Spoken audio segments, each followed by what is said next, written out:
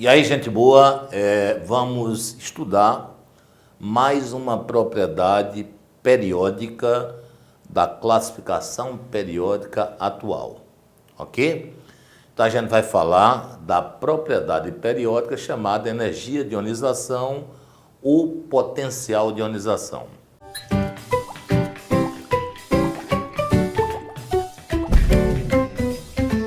É necessário frisar que essa propriedade, energia de ionização ou potencial de ionização, ela depende da propriedade raio atômico.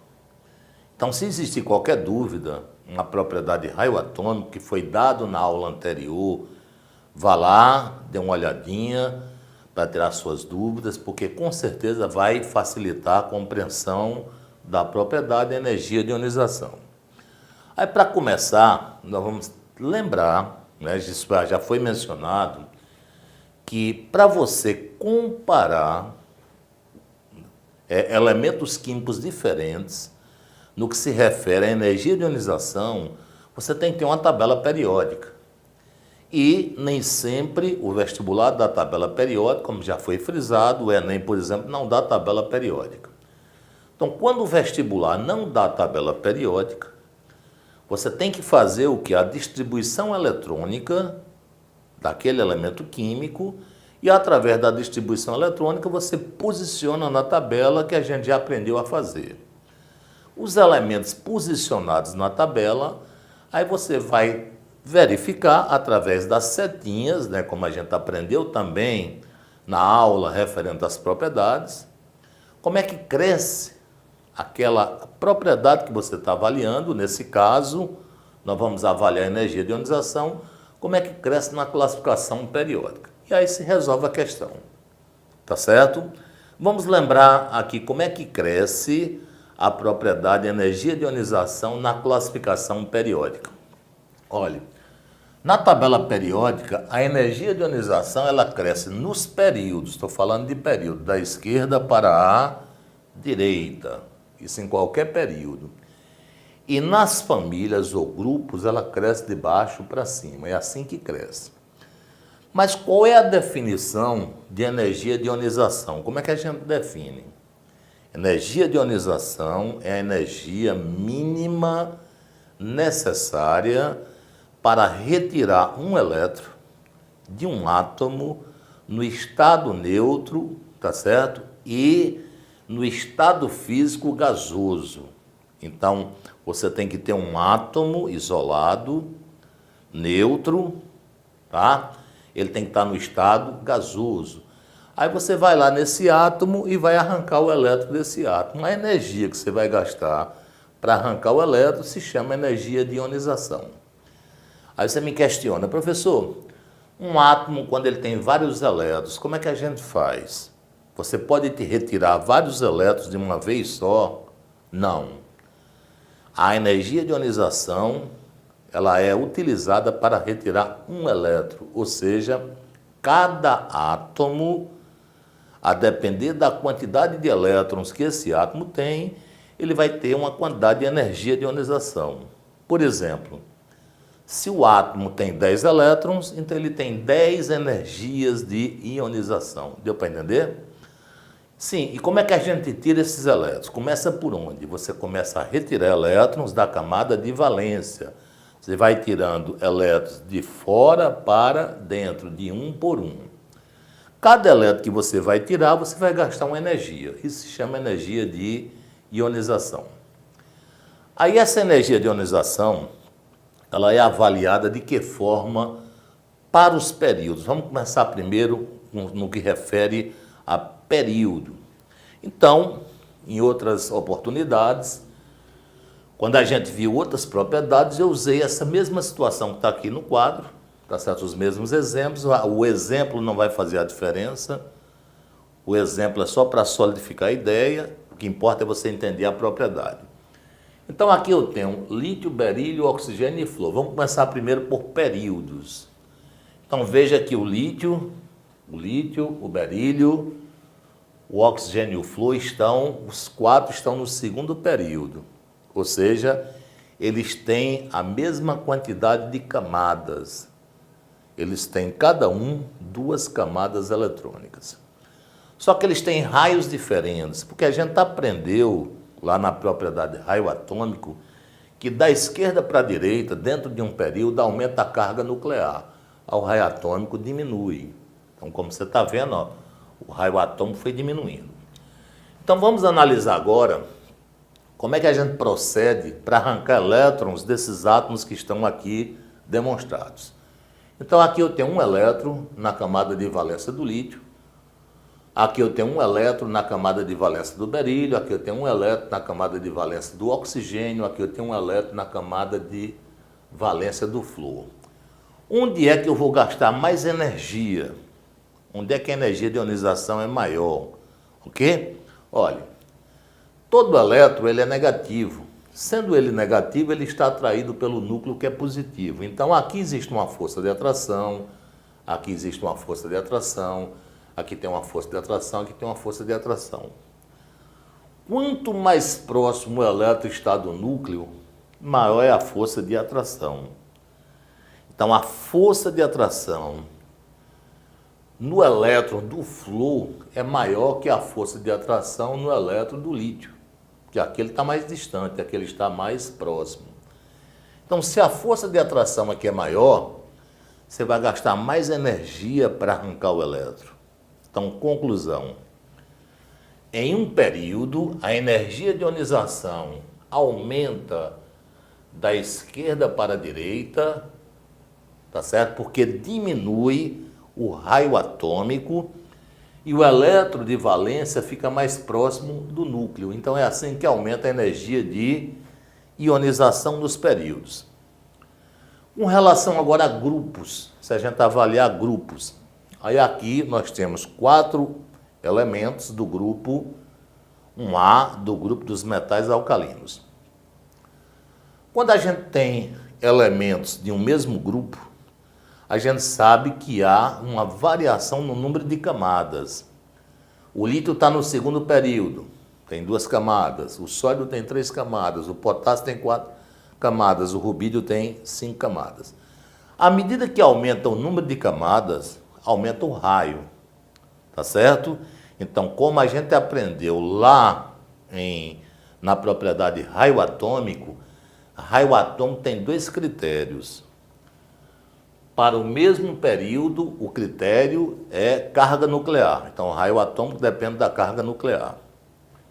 Já para grupos, o critério não é carga nuclear, o critério é número de camadas, ok? Maior número de camadas, maior raio atômico, beleza? Então, vamos lá. Aqui tem um elétron na camada de valência do lítio que eu vou querer retirar. Aqui você vai ter um elétron, aqui você vai ter um elétron, aqui você vai ter um elétron. Da mesma forma que a gente avaliou aqui no período, a gente vai fazer a avaliação no grupo. Esse elétron do lítio está mais próximo do núcleo. Esse elétron do rubídio está mais afastado do núcleo. Se esse elétron aqui, que é negativo, está mais próximo do núcleo, a força de atração aqui é maior. A força de atração aqui é o quê? Menor.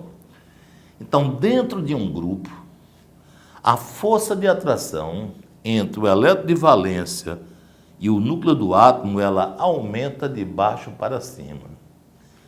Então, se a força de atração aqui é maior, eu vou precisar gastar mais energia para arrancar esse elétron do que para arrancar esse. Então, conclusão.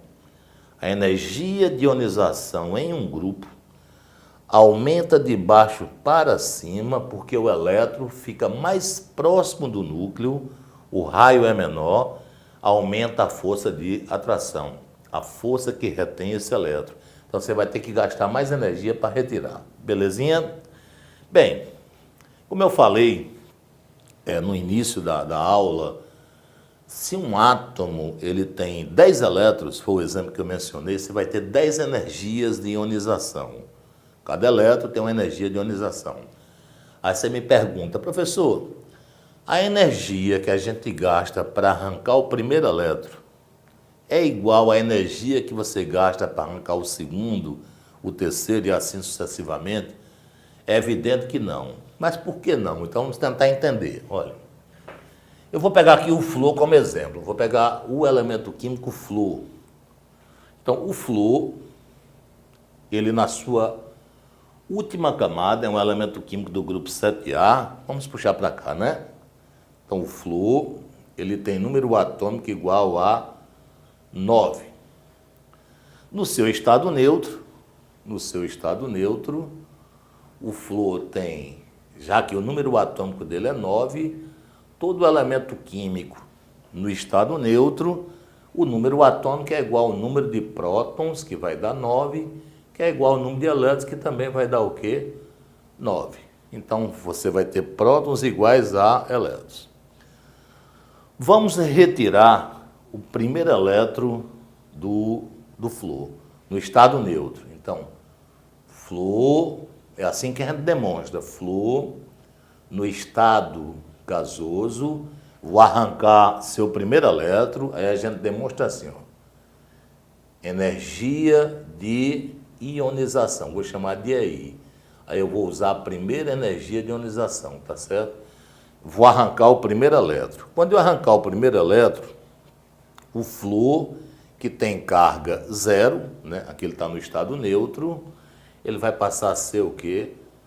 Flúor mais um, continua no estado gasoso e vai perder esse elétron. Então a gente chama isso aqui primeira energia de ionização, ou seja, a energia que foi utilizada para arrancar o primeiro elétron.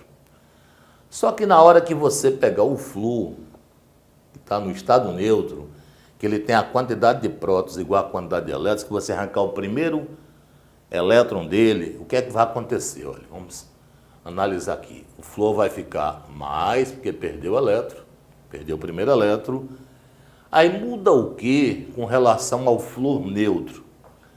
O número atômico permanece 9. O número de prótons permanece 9, mas o número de elétrons agora caiu para 8. Por quê? Porque o flúor perdeu um elétron. Então agora, se eu for pegar o flúor mais um, ou seja, o flúor na forma de íon, e for arrancar o segundo elétron.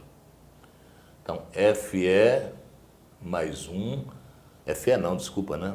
Fe é ferro. Então, o flúor gasoso mais um, vou arrancar o segundo elétron, a gente chama segunda energia de ionização. Então, segunda energia de ionização. Aí ele vai passar para flúor mais 2. Continua no estado gasoso, vai perder o segundo elétron. Beleza? Então, vamos analisar.